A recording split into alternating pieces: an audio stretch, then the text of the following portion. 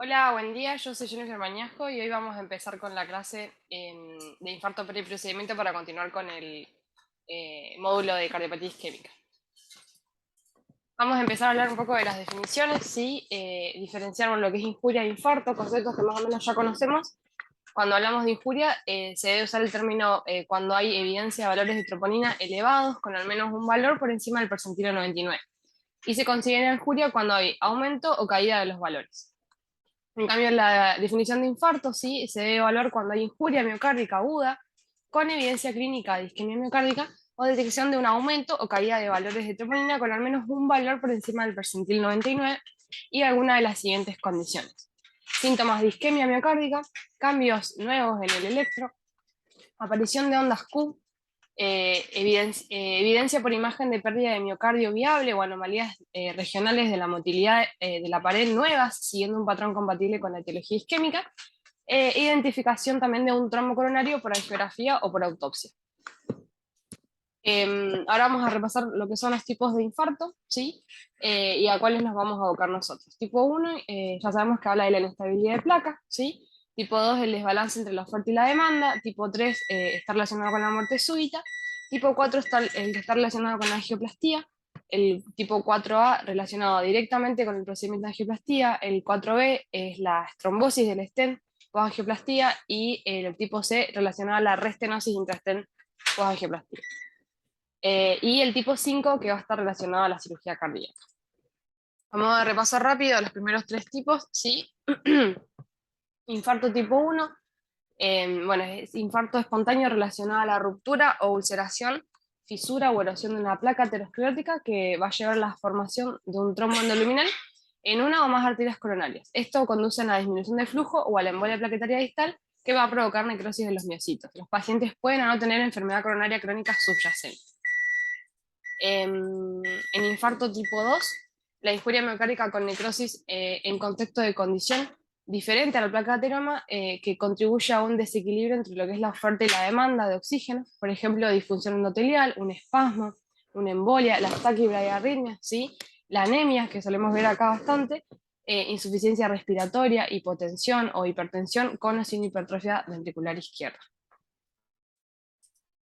Y el infarto tipo 3 es la muerte cardíaca con síntomas sugestivos de isquemia miocárdica y alteraciones electrocardiográficas que van a ser presumiblemente nuevas, que incluyen el bloqueo de rama izquierda nueva, y la muerte ocurre antes de que los niveles plasmáticos de biomarcadores puedan elevarse, o en casos en los que no se llegó a tomar la muestra de sangre, se genera la muerte cardíaca. Ahora, para empezar a hablar del tipo 4 y tipo 5, vamos a hablar del concepto de daño miocárdico asociado a procedimientos, ¿sí? Que va a estar siempre relacionado a la angioplastía y a la cirugía. Para repasar el tema de los conceptos y para definir el daño miocárdico relacionado con procedimientos, se va a definir arbitrariamente, ¿sí? Por aumentos de troponina por encima del límite superior de referencia del percentilo 99 en pacientes con valores basales normales, que tengan el límite menos de percentilo 99, o con un aumento del 20% en el caso de que los pacientes ya tengan aumentadas las troponinas por encima del percentilo 99, pero que estén estables o en descenso. Este daño sí puede estar relacionado con el propio procedimiento, lo que indica que depende de varios aspectos periprocedimiento, o también puede aparecer más tarde, ¿sí? Como consecuencia de complicaciones derivadas del dispositivo, tales como la trombosis tardía del stent o una restenosis en casos de angioplastía, estenosis o exclusión del injerto en el caso de la cirugía de revascularización miocárdica. Para empezar vamos a hablar del infarto tipo 4A, ¿sí? Este es el que está relacionado directamente con la intervención. Se sabe que el inflado del balón durante la angioplastía a menudo va a generar causa isquémica. Si ustedes se acuerdan, mientras se realiza el procedimiento, el paciente a veces hace dolor, e incluso el hemodinamista le está preguntando constantemente al paciente. Eso va a generar isquemia transitoria, ¿sí? Que puede estar acompañado de no dolor torácico y de los cambios en el ST. Se puede detectar si se produjo una lesión miocárdica, ¿sí? Con necrosis, midiendo previamente las troponinas, después a las 3-6 horas y luego después a las 12 horas. Y los criterios para definir, ¿sí? que haya infarto relacionado a la angioplastía hasta las 48 horas, ¿sí? tiene una serie de indicaciones que más o menos ya las dije antes, ¿sí? El tema del valor de las troponinas, pero en este caso dice que se define cuando hay elevación de troponinas de 5 veces, ¿sí? Sobre el percentilo 99 del límite superior de referencia, en pacientes que hayan tenido una troponina basal normal, ¿sí? Y en los pacientes que ya tienen previo una troponina elevada antes del procedimiento, o que tengan una variación del menos del 20% o descendentes, el valor de troponina debe aguantar más del 20%, ¿sí? No obstante, luego de esto, el valor después del procedimiento tiene que seguir siendo 5 veces mayor que el valor del límite superior de referencia, ¿sí? Y además debe cumplir alguna de las siguientes condiciones, ¿sí? Que tenemos los cambios en el electro, que es más o menos lo que vimos antes al principio, aparición de ondas Q, evidencia de una imagen de pérdida de miocardio viable o nuevas anomalías regionales de motilidad que vamos a ver en el eco, ¿sí? Que van a ser compatibles con angioplastia, con etiología isquémica. Y bueno, otra cosa también es que tenemos que tener el hallazgo angiográfico compatible con una complicación relacionada al procedimiento que va a limitar el flujo, como puede ser una disección, una oclusión de la arteria epicárdica mayor, una oclusión o trombo, alteración de una rama colateral o la embolización distal, ¿sí? Ese sería el tipo 4A. Con respecto al infarto tipo 4B, es el que está relacionado con la trombosis del stent, que bueno, se sabe que es una complicación infrecuente, cerca del 1% de las angioplastías, que típicamente o sea, se va a terminar conduciendo a un síndrome coronario con elevación del ST. Se utilizan los mismos criterios que hablamos antes para el infarto tipo 1, ¿sí? Y lo que va a hacer es, se va a documentar mediante la angiografía cuando lo evaluemos o mediante la autopsia cuando veamos el trombo, en el lugar donde estaba el stent antes. Según el momento de aparición se va a dividir en aguda, que es entre las 0 y las 24 horas, entre subaguda, entre las 24 horas y los 30 días, ¿sí? En la tardía, que es entre 30 días y el año, y la muy tardía, mayor al año. Otra cosa más que un concepto que se usa acá es la temprana y la tardía, que es antes de los 30 días y después de los 30 días. La más frecuente es la que es más temprana, ¿sí? Los mecanismos tenemos, se va a dar por endotelización incompleta o formación neointimal, ¿sí? Los stent farmacológicos inhiben la cicatrización endotelial, eso lleva a la formación de neoíntima que se prolonga con los stent farmacológicos cuando es comparada con los stent metálicos, ¿sí? Hay hipersensibilidad, ¿sí? El stent genera fenómenos locales de hipersensibilidad que va a llevar a la inflamación crónica que resulta después protrombótica, que haya disfunción endotelial, ¿sí? Y otro concepto más que tiene que ver con el procedimiento, que es la posición incompleta del stent. Es la separación del stent de la pared del vaso, que tiene que ser documentada, ¿sí? Que puede ser por ultrasonido intravascular, donde se va a ver sangre entre el stent y la pared de la arteria. Este puede ser agudo y persistente, que se debe a que hay una expansión subóptima o que el tamaño es el inadecuado para la arteria, o tardío adquirido, que aparece en relación al proceso de remodelamiento arterial positivo después del implante y que se asocia con trombosis tardía. Después vamos a tener factores de riesgo, ¿sí? Que van a predisponer a la trombosis del stent, ¿sí? Que se van a dividir del paciente, del procedimiento y del stent. El paciente vamos a tener que tenga un síndrome coronario agudo o un infarto de miocardio, ¿sí? Que tenga insuficiencia renal, que tenga diabetes, que tenga disfunción ventricular izquierda severa, que tenga trombocitopenia adquirida, inducida por la heparina, ¿sí? Asociados a lo que es el angiográfico, que tenga lesiones grandes, por así decirlas, lesiones y estén mayores a 20 milímetros, que los vasos sean muy pequeños, menos de 2,5, que tenga lesiones complejas, así como ayer explicaba Jessy, las lesiones en las bifurcaciones, ¿sí? Y patrón de flujo coronario lento. Y después también pueden tener factores relacionados a lo que es la terapia antiplaquetaria, donde vamos a hablar de adherencia y de resistencia. Y los factores genéticos y clínicos asociados al paciente que tengan que ver con la terapia antiplaquetaria. Después relacionados al stent, ¿sí? Vamos a hablar de lo que más o menos hablamos antes, los factores que están relacionados al mecanismo de producción de la trombosis, que es la endotelización incompleta, que el paciente tenga la hipersensibilidad tardía, la respuesta inflamatoria y asociado que tenga la disfunción endotelial.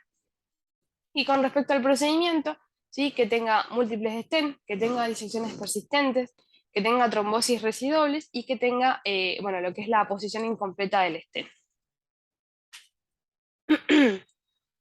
En cuanto al manejo del infarto tipo 4B, ¿sí? El manejo es como si fuera cualquier otro infarto, ¿sí? Pero lo que voy a hacer acá es algunas aclaraciones. Las trombosis pueden ser tratadas con angioplastía con balón, ¿sí? Y también se pueden asistir con los inhibidores de la glicoproteína 2B3A, que es el tirofiban, uno de los que habíamos hablado la otra vez también.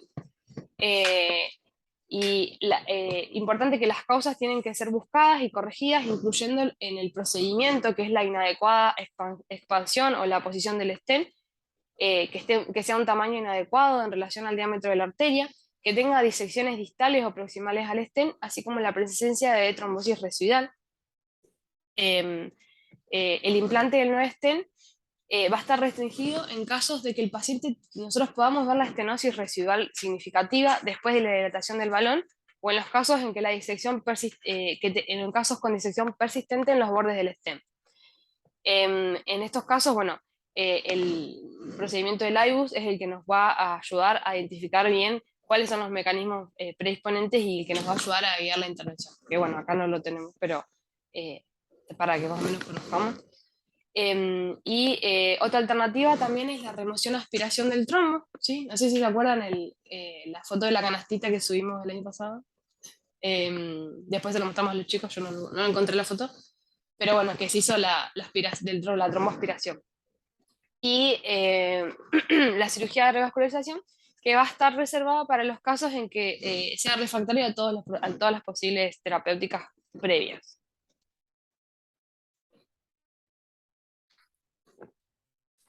Bueno, en cuanto al infarto 4C, ¿sí? Es el que está relacionado a la restenosis del stent y a la restenosis post-angioplastía con balón.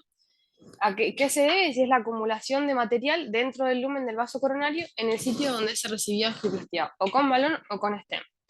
Se produce por dos procesos histopatológicos, ¿sí? Está relacionado con lo que es la hiperplasia neointimal, dada por la migración y proliferación del músculo liso y el depósito de matriz, y la remodelación vascular, ¿sí?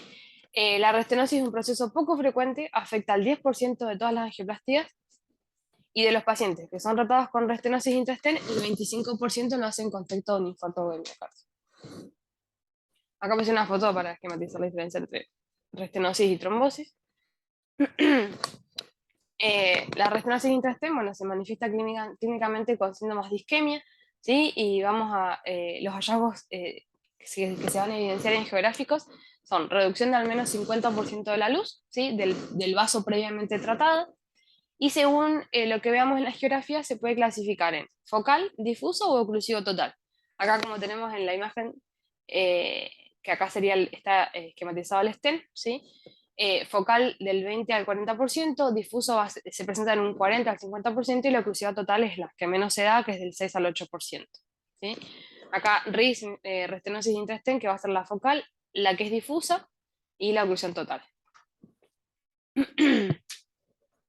También vamos a tener factores que van a predisponer, ¿sí? a la restenosis intrastent, y se va a clasificar en tres grupos, ¿sí? Va a depender de lo que es los factores clínicos, lo que está relacionado al vaso y lo que está relacionado al procedimiento. Los factores clínicos, bueno, son que el paciente sea diabético, que tenga angina inestable, que tenga falla renal crónica, está asociado mayormente al género femenino, ¿sí? Que tenga alergia al níquel, y también que se ha visto en pacientes que tienen polimorfismo de del gen de la enzima convertidora de angiotensina y de la glicoproteína 2B3A. En referencia al vaso, más o menos lo que hablamos en trombosis, muy parecido, ¿sí? Lo que es la longitud de la extensión, la localización proximal de la arteria ascendente anterior, las lesiones en los puentes coronarios, el tamaño en referencia al vaso y la extensión de la placa, y inherente al procedimiento, el diseño del stent en referencia al grosor del strut, que el strut es la pared del stent, la longitud, el área luminal obtenida posterior a la angioplastía y la presión de la implantación. En cuanto al manejo, ¿sí? Se sabe, bueno, lo mismo que hablamos antes, el manejo es como cualquier otro infarto, ¿sí? Acá hay algunas aclaraciones, ¿sí? La angioplastia con balón se sabe que tiene una tasa de éxito baja, ¿sí? Y la tasa de restenosis varía entre el 22 al 54% con balón, ¿sí? En cambio, la angioplastia con stent liberador de drogas disminuye la tasa de restenosis por debajo del 20%, ¿sí? Los estén metálicos no tienen lugar acá porque se sabe que tienen altas tasas de restenosis, ¿sí? Y como alternativa de la restenosis, de los estén convencionales, se pueden usar los balones impregnados con placitaxel, que surgieron como alternativa, dado que son superiores al balón convencional adicional, que liberan inmediatamente medicamentos sin mediar polímeros que pueden generar irritación o respuesta inflamatoria. Y para establecer con claridad la causa o el mecanismo que generó la restenosis y así definir la estrategia terapéutica, se debe realizar adicionalmente lo que sería la angiografía, para ver la lesión, ¿sí? O un estudio, por ejemplo, intravascular como es el IBUS, o una tomografía.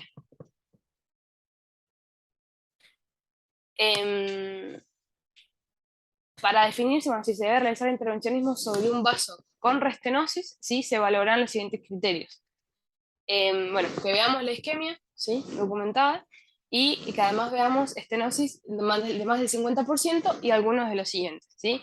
Que tenga historia de angina recurrente, presumiblemente relacionada con el vaso objetivo, ¿sí? Que nosotros podamos ver cuál es la cara afectada, signos objetivos de isquemia en reposo, que tenga cambios en el electro, el test en ejercicio, que sea presumiblemente con la cara afectada del vaso objetivo, que tenga un resultado anormal de la prueba funcional invasiva, ¿sí? Que tenga el flujo fraccional de reserva igual o menor a 0,8, ¿sí? Que en el IBU veamos un área mínima de 4 milímetros al cuadrado o de 6 en el tronco, y la revascularización de la lesión blanca, que la veamos con una lesión de más del 70%, ¿sí?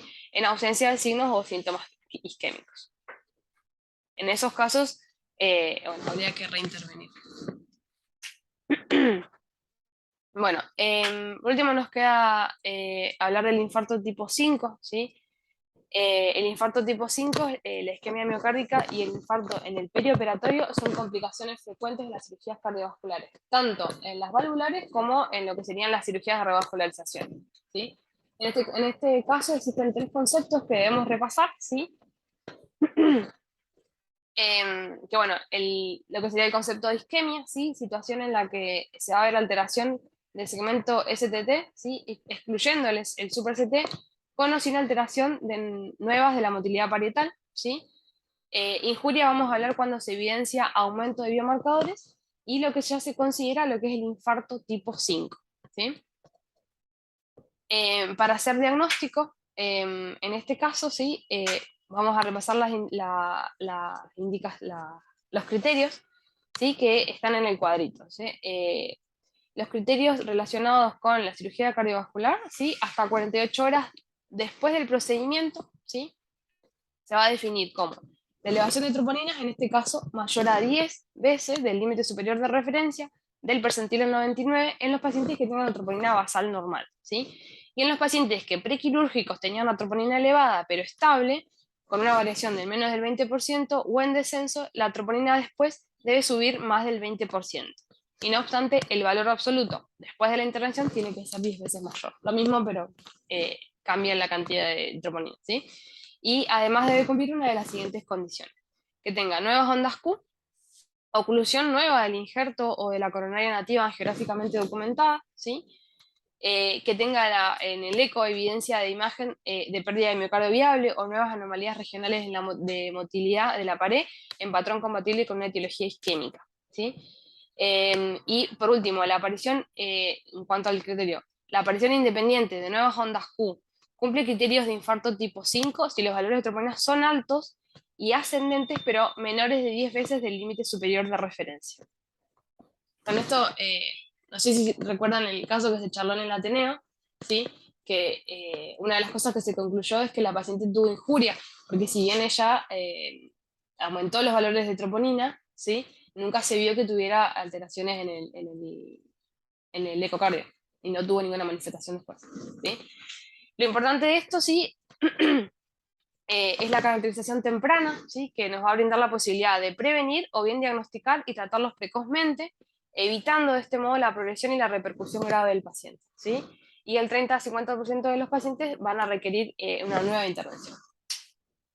¿Cuáles son las causas, sí, del Guillain-Barré procedimiento? Que tengamos en un 2/3 de los casos que tenga oclusión del injerto, ¿sí? Como concepto, las venas se tapan con mayor frecuencia que las arterias, ¿sí? Que la anastomosis sea incorrecta, que haya un espasmo coronario donde vamos a tener factores predisponentes, que es la manipulación local, el aumento de la descarga adrenérgica, el que tenga el pH alto, una baja temperatura corporal, los vasoconstrictores, la histamina de la respuesta inflamatoria, ¿sí? El aumento local del potasio, el tabaquismo, el uso de segmentos de la distal de la mamária izquierda, ¿sí? Y otras causas también es el embolismo aéreo coronario. En cuanto a la epidemiología, lo que encontré en la guía de la SAC dice que los síndromes isquémicos son un conjunto de eventos clínicos del postoperatorio cardiovascular muy heterogéneos entre sí, desde la fisiopatología hasta su consecuente pronóstico, y que los diferentes criterios diagnósticos utilizados por diferentes autores y heterogeneidad de las poblaciones estudiadas demostró frecuencias tan bajas como del 3% hasta mayores al 50%, como que depende de los que lo hayan evaluado. Y hay un registro de CONAREC, que es uno de los últimos que se ha hecho y es uno de los más grandes, ¿sí? Que se hizo en Argentina con 2.553 pacientes y mostró una incidencia de infarto perioperatorio de 4,8% en pacientes sometidos a cirugía cardiovascular. Y los pacientes que tienen CRM aislada, un 5,9%. Para hacer diagnósticos, ¿sí? Vamos a empezar con lo que es la clínica, ¿sí? Más del 90% del síndrome isquémico agudo del perioperatorio son asintomáticos, ¿sí? El paciente va a salir del en el postquirúrgico dormido, ¿sí? Tiene uso de analgésicos, el paciente puede estar en RM, ¿sí? Hay otras causas más que le pueden llegar a generar dolor. La esternotomía, puede tener pericarditis, la pleuritis, la presencia de los tubos de drenaje, ¿sí? Y es difícil distinguir lo que es el dolor torácico del dolor anginoso.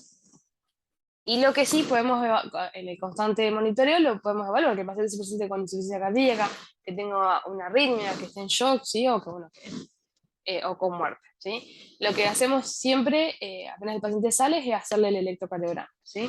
En el electro podemos ver, bueno, ondas Q o cambios en la onda R, ¿sí? La Q patológica nueva o aparición precoz de más de 0,04 segundos y que persiste más de 48 horas, tiene alta especificidad, más del 93%, pero una baja sensibilidad. 15% de los pacientes que salen de cirugías que usan bomba la presentan y 35% de los pacientes que no la usan también a veces la presentan, ¿sí? Alteraciones en el segmento ST, que bueno, por lo general son frecuentes en el postquirúrgico, no solo por isquemia, también pueden tener pericarditis, también en ese tiempo podemos ver las alteraciones hidroelectrolíticas, alteraciones del estado ácido-base, ¿sí? Y ¿cuándo va a ser significativo? Cuando tengamos una desviación del segmento CT de 1 milímetro o más de infradesnivel, 2 milímetros o más de supradesnivel del punto J, al menos de 1 minuto de duración, ¿sí? Un infradesnivel del ST, que este es frecuente, ¿sí? 20% de los pacientes operados durante las primeras 48 horas, ¿sí? En relación a la isquemia o periprocedimiento, que va a desaparecer gradualmente, ¿sí? Y el supradesnivel del ST es de aparición menos frecuente y sin embargo se asocia a un aumento de morbimortalidad. Cambios en la onda T, que también son frecuentes en el postquirúrgico. La isquemia puede producir la inversión de las ondas T altas, asimétricas y acuminadas, o pseudonormalización de las ondas T crónicamente invertidas. También podemos llegar a ver trastornos de la conducción, ¿sí? Bloqueos de rama, hemibloqueo, bloqueo auriculoventricular, ¿sí? Se encuentran en el 43% de los pacientes en el postoperatorio de cirugía cardíaca producidas por isquemia, entre otras causas. Y bueno, y el nuevo bloqueo de rama izquierda, que sería el indicador del síndrome isquémico agudo. Los biomarcadores, sí, lo que ya lo hablamos bastante, sí que los tenemos que dosar y van a estar aumentados. Ahí habla un poquito de lo que, por lo general, los pacientes tienen elevación de los biomarcadores, ¿sí? Y ahí lo que dice, bueno, es que frente a la CRM, la cirugía valvular es la que mayormente predispone al aumento de biomarcadores. Después tenemos la CRM con bomba y por último la que menos debería aumentarlo sería la CRM sin bomba, ¿sí? Los biomarcadores más usados son la troponina I, troponina T y la CPKMB. que si bien tiene una sensibilidad menor, su especificidad es buena y la precisión diagnóstica para necrosis, ¿sí? Sobre todo en estudios con resonancia y sobre todo para las cirugías con y sin bomba. En pacientes con valores prequirúrgicos normales, lo que hablamos antes, las troponinas de troponinas, una elevación aislada para determinaciones de sensibilidad estándar mayor a 10 veces del límite superior, en las primeras 24 horas del postquirúrgico puede ser considerado la discuria miocárdica, con importancia pronóstica. Vamos a hacerle el eco, ¿sí? Imprescindible contar con el eco en el postoperatorio. Vamos a evaluar el análisis de la motilidad y el engrosamiento parietal de las diferentes regiones del ventrículo, asumiendo la repercusión del síndrome isquémico agudo sobre la contractilidad. Hay que diferenciar ¿sí? Lo que es la disfunción miocárdica posisquémica y también puede haber movimiento paradojal del septo. 50% de los pacientes lo presentan ¿sí? Con esternotomía. Tiene un valor predictivo negativo alto para el estudio de isquemia miocárdica y tiene valor pronóstico. Los pacientes que desarrollan complicaciones en el postquirúrgico, IAM, disfunción ventricular, muerte, son quienes tienen mayor número de segmentos ventriculares afectados y mayor grado de alteraciones de motilidad del segmento. Cinecoronariografía. Indicaciones, o sea, ¿cuándo vamos a hacer la CCG en el postquirúrgico de CRM? Cuando hay supradesnivel recurrente, ¿sí? Sospecha de espasmo o de un puente, ¿sí? Y refractaridad al tratamiento endovenoso, ¿sí? Nosotros le damos NTG y no mejora. Imposibilidad de realizarlo por la situación hemodinámica o aparición de complicaciones, ¿sí? Que el paciente tenga disfunción ventricular, que esté en shock, ¿sí? No explicado por otras causas, que tenga TB o FB frecuentes, ¿sí? Y que tenga los biomarcadores elevados, mayor a 10 veces, y que además presentan nuevo bloqueo de rama izquierda con ondas Q o nuevo trastorno de motilidad regional, ¿sí? En los pacientes que reciben CCG post-CRM, post-cirugía, perdón, un tercio no presenta anomalías y 2/3 se encuentran alteraciones francas como oclusión, estenosis de los puentes, de la anastomosis, que tengan una revascularización incompleta o que tengan nuevas lesiones en las arterias coronarias, ¿sí? En cuanto al manejo general, esto lo dejé para que hagamos dos cositas, ¿sí? Pero más o menos todas las indicaciones ya las fuimos repasando en cuanto al manejo. Como recomendación de clase 1, nivel de evidencia A, solicitar marcadores de necrosis miocárdica en todos los pacientes las primeras 72 horas en el postoperatorio de la cirugía cardiovascular. Nivel de evidencia, clase 1, nivel de evidencia B, ¿sí? La angioplastía es superior a la cirugía en el infarto postoperatorio, siendo la arteria nativa el vaso a permeabilizar, ¿sí? Y en el caso, acá en el clase de evidencia C, eh, en pacientes con oclusión de puente venoso por trombo fresco, en esos casos es preferible la recirugía en lugar de la angioplastía. En los siguientes casos, arteria nativa no pasible de angioplastía o varios puentes importantes ocluidos. Las medidas generales se trata como cualquier otro infarto, como ya lo veníamos hablando antes, ¿sí? Y hay que controlar todos los factores que aumenten o disminuyen la oferta de oxígeno al miocardio, ¿sí? Que el paciente esté taquicárdico, que esté bradicárdico, que esté hipertenso, que tenga hipotensión, que esté anémico, ¿sí? La disfunción ventricular se debe estabilizar con drogas inotrópicas, ¿sí? Se puede usar el balón de contrapulsación aórtica, que es efectiva para aumentar el flujo coronario, ¿sí? En algunos casos. Y los pacientes con arritmia ventricular severas deben recibir las drogas antiarrítmicas por vía endovenosa. Y por último vamos a hablar de este concepto que es injuria miocárdica asociada a cirugía no cardíaca, ¿sí? Definición del MINS, ¿sí? Que es la medición de troponina postoperatoria elevada que va a estar atribuida a isquemia miocárdica durante los 30 días posterior a la cirugía y sin el requisito de otro componente isquémico, ¿sí? ANGOR equivalentes de hallazgo en el electro, cuando no hay evidencia de etiología secundaria no isquémica, que este paciente esté séptico, embolia pulmonar, FA, elevación crónica de troponina, ¿sí? Los umbrales para definir, ¿sí? Que se asociaron independientemente con la mortalidad a 30 días, tenemos la troponina T, que no sea de alta sensibilidad, mayor a 30 nanogramos por litro, la troponina de alta sensibilidad entre 20 y 65 nanogramos, con un cambio absoluto de al menos 5 nanogramos, y la troponina de alta sensibilidad mayor a 65, ¿sí? Esto se va a deber secundario siempre a la hipercoagulabilidad, a la inflamación, a la estimulación simpática, al sangrado, ¿sí? Consecuencias del postquirúrgico. Suele ocurrir entre el tercer y cuarto día en el postoperatorio, y el infarto es la complicación más grave de la cirugía mayor no cardíaca y se asocia por lo general con mal pronóstico. Se recomienda control habitual en pacientes, de los biomarcadores en pacientes con alto riesgo, antes de la operación y 48 a 72 horas después también. El 45% de los pacientes tienen cifras de troponinas por encima del percentilo 99 y el 22% tienen valores en aumento indicativos de necrosis en evolución. ¿Sí? Esto muchas veces lo hacemos con los pacientes de alto riesgo que le pedimos tropo antes y después de la cirugía. En cuanto al tratamiento, va a depender si hay o no alteraciones del ST. Sí, hay que tener siempre el tipo de sangrado y el tipo de cirugía que va a condicionar el tratamiento. ¿Sí? Si el paciente se evidencia con un síndrome coronario sin elevación del ST, hay que hacer lo que hacemos siempre, optimizar el tratamiento médico, ¿sí? Optimizar el medio interno, la hemoglobina, administrar aspirina, estatina, valorar el clopidogrel en caso de sangrado postquirúrgico, ¿sí? Y la adición de beta bloqueantes si el paciente está estable.